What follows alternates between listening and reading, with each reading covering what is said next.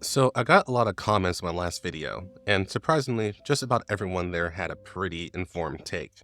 Yeah, I've read just about every comment. It's why I'm making this video as a follow-up. But to give a brief overview, I talked about Girls Frontline 2's potential being unrealized. During that video, I talked about how even though Girls Frontline 1's very messy as a game, it has elements about it that made it truly unique, and taking elements from that game could enhance Girls Frontline 2. An example of this was giving our dolls more customization options through common keys. Going this route would also allow the development team to go crazy on maps, since players would have more tools to work with. Now, I would say there was two overwhelming perspectives in the comments of that video. The first is people saying they don't like the idea, whether it be because they like how low stress the game is right now, or they simply don't trust the dev team to make it work without screwing it up. And this is a completely fair answer. I don't completely agree with it, but I'm not going to argue against it. At the end of the day, it's just a difference in preference. Now, the second perspective from comments I've seen is this wouldn't work at all without breaking how the game works right now. Because the way how Mika went about this is they put a lot of power into the dolls themselves. So if you want more complexity in the game, it'll be through the dolls and not anywhere else. Once the dev team releases enough dolls to cover every element, that's when they'll be more likely to add another layer of complexity. And this video is to address that perspective, because I 100% agree with it. As of right now, there's too much power within the dolls, but this is with a purpose. If the only way to improve the power of your account is to raise your dolls, then your only real option is to pull on banners. This is a monetization strategy, pure and simple. Now, I'll go on record and say I really hate the gacha system in this game. I really hate it. The 50-50 system, or perhaps it's better to just call it the Hoyoverse banner system, is one of the worst gacha systems you can implement in your game. Mika has found ways to make the system feel more generous, but I can't help but think they didn't really understand how the banner system worked when they first implemented it.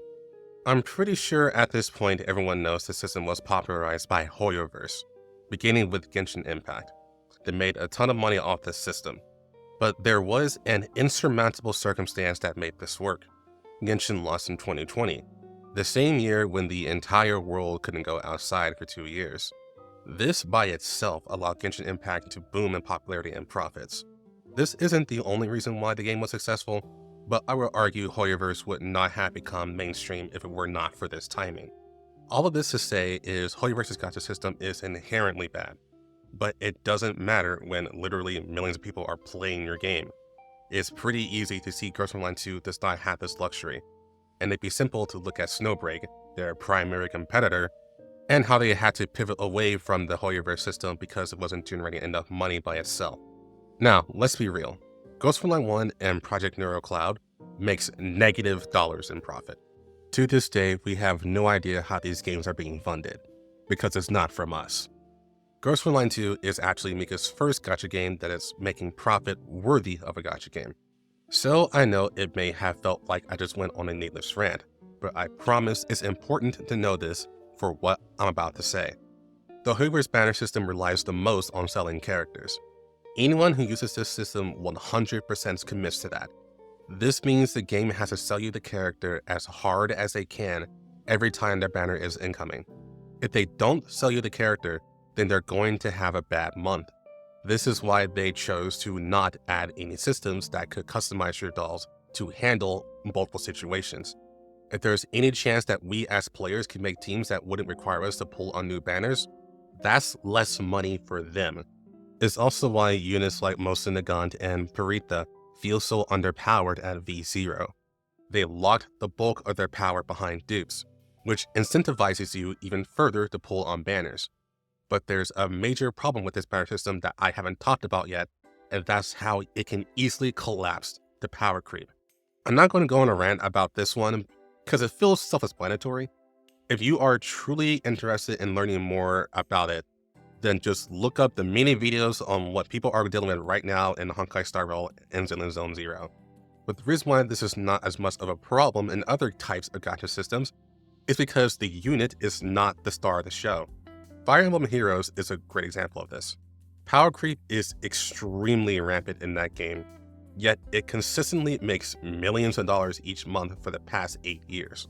Some would say this is because it's part of an established IP, but I don't think so, because the game would have 100% died on its first year if it didn't make some pivotal changes that made it one of the most customizable experiences I've ever seen in any game in general, which is that you can summon for the latest and greatest unit and then choose to delete that unit from your roster and transfer their skills to one of your favorite units to make them more powerful. This is genuinely an insane idea, but it worked, because it turns out many players would rather build up their favorites and stretch the limits to as far as they possibly can instead of chasing for the new and shiny toy. So instead of pulling out your wallet to get the new unit, you instead do so to get a new and more powerful skill. This 100% does not work under a Hoyoverse model. You would not get the supplies to make this work. So, Fire Emblem Heroes enjoys banners that have relatively high rates, and they give out free units regularly. And to those who actually play Fire Emblem Heroes, yeah, I know. They screwed up in recent years when they started making abilities that would be locked to new units. But it doesn't change the fact that players have chosen to spend tons and tons of money to keep their favorite units relevant throughout the meta. Girls Frontline 2 does not have this luxury. If they release a unit that power creeps the roster, you effectively obliterated the game, because now the game's balance has to be adjusted to account for that, which in turn creates a hurdle that older units have to overcome. Suomi at V1 was the first instance of this. She undoubtedly power crept all healers. Fukai at V6 is going to do the same thing for DPS. The only saving grace is you have to get her to V6, but she still obliterates the game's balance regardless. When the dev team finally starts to make content that will challenge a V6 Fukai, everyone else is going to suffer. Personally, I can only hope Mika course corrects sooner rather than later. They need to reset the power scale and then add more subsystems to put less emphasis on pulling on banners and getting dupes. I played too many gacha games to know where this is going, and I don't think a new difficulty mode is going to solve this problem. Fortunately, I have been playing the Chinese version, and I can say upfront that Mika is in an experimental phase right now. They are definitely trying new things. There's a permanent game mode in there that may actually be better than the normal game itself, and it's already incentivizing you to have a diverse roster. That said, it still feels pretty undercooked and needs more time. I don't think Mika is totally clueless about the state of the game right now. They are trying to expand the repertoire while attempting to maintain the accessibility that comes from the main campaign. The upcoming update is also going to be a big quality of life patch, and we're getting these a lot sooner than when China got it. So speaking as an optimist, they do seem to have a pulse on the community. It may just be a matter of waiting and seeing what they cook up, but regardless, I do think it would be cause for mass celebration if they revamped their banner system once they got all their ducks in a row. But that's just me.